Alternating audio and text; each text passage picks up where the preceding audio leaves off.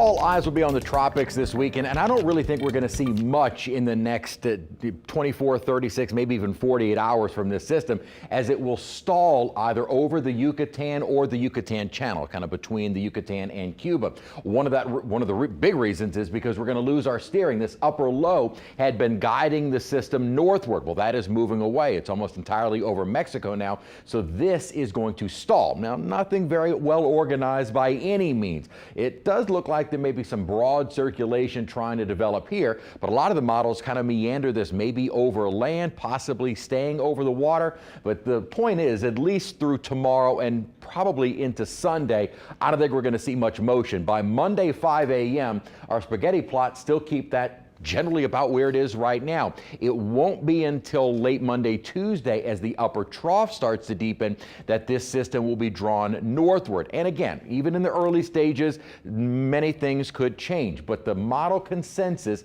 still leans toward Florida. Exactly where in Florida, we don't know, but that seems to be the consensus.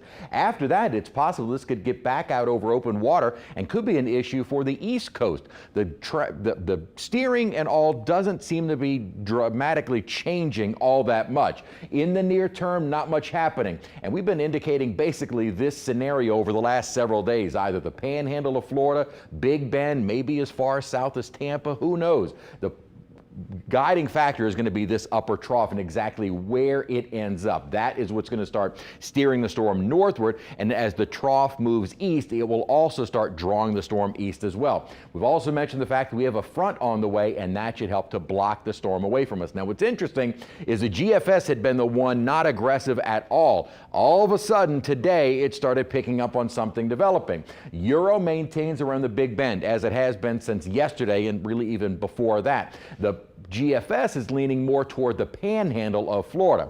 Point is, this is still 2 hours east, and that keeps us on the drier side and may actually help us out with bringing in drier air. The upper steering is leaving, so this system is going to remain stalled in the next again, 36, 48 hours. As we have the upper trough deepening south, that will start drawing the storm northward. Now, what's interesting is this upper pattern model is based on the GFS. What the GFS seems to kind of do is bring in this little upper low a bit stronger, and it may be that little upper low that is trying to guide the storm maybe more due north as opposed to northeast. So maybe why the GFS is leaning more toward the panhandle as opposed to the Big Bend.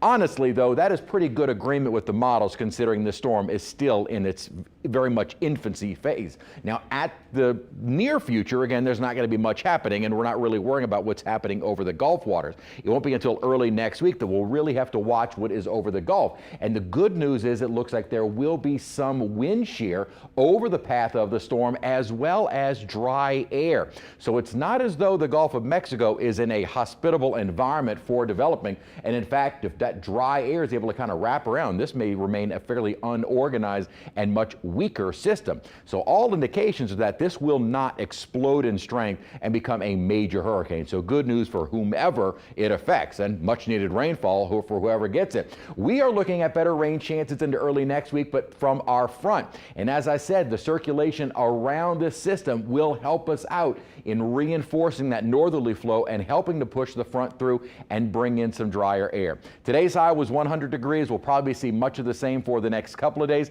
Then our rain chances picking up with the approaching front. We get into some drier air, and it looks like that upper low I'd mentioned should bring in some rain chances into the end of next week with temperatures, dare I say, near normal.